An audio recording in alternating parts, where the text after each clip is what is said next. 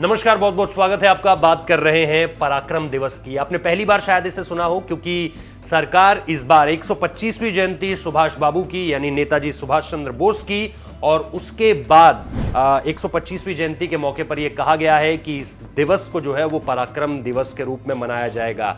ऐसे में सुभद्रा कुमारी चौहान की लिखी हुई वो पंक्तियां जिसका उन्वान था, जिसका टाइटल था खूनी हस्ताक्षर, और वो दो पंक्तियां कहती हैं कि वो खून कहो किस मतलब का जिसमें उबाल का नाम नहीं, वो खून कहो किस मतलब का आ सके देश के काम नहीं।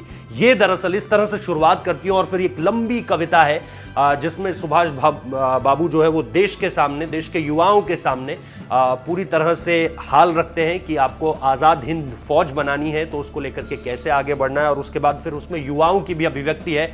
बहुत गजब की कविता है, अगर आपको वक्त मिले तो आपको पढ़ना चाहिए। खूनी हस्ताक्षर सुभद्रा कुमारी चौहान की है।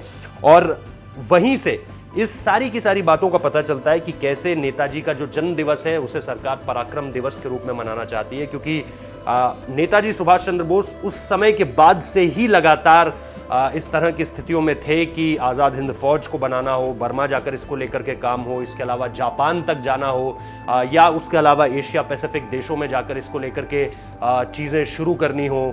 और इन सारी चीज़ों से इधर जब भारत आज़ाद हो जाता है तो हालांकि भारत की आज़ादी से पहले ही उनका जो प्लेन क्रैश इंसिडेंट था वो हो गया था, लेकिन लोगों को उम्मीद ये थी, कई किताबों में इसका जिक्र है, महात्मा गांधी से पूछा गया, पंडित जवाहरलाल नेहरू से बार बार पूछा गया और कई किताबों में इसका जिक्र है जो इतिहास को लेकर के लिखी गई हैं कि क्या अगर सुभाष बाबू वापस लौटते हैं तो उन्हें डिफेंस मिनिस्ट्री का पोर्टफोलियो मिल जाएगा।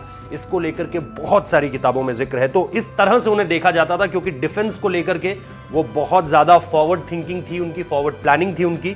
और इसीलिए अब सरकार चाहती है कि कम से कम, और कुछ ना हो सका, उनके बारे में पता नहीं चल पाया, न जाने कितने आयोग बने, न जाने कितनी कमीशंस की रिपोर्ट है, लेकिन कहीं भी इस बात का पुख्ता तौर पर पता नहीं चल पाता है कि सुभाष बाबू के साथ आखिर हुआ क्या था। कुछ लोग कहते हैं कि वो वहां पर थे जब लाल बहादुर शास्त्री को जो है उनकी अंतिम क्रियाएं की जा रही थी। कुछ लोग ये भी कहते हैं कि उन्हें कई और जगहों पर देखा गया, लेकिन फिलहाल ये बात साफ है कि उनको लेकर के अभी किसी तरह की कोई स्पष्टता है नहीं।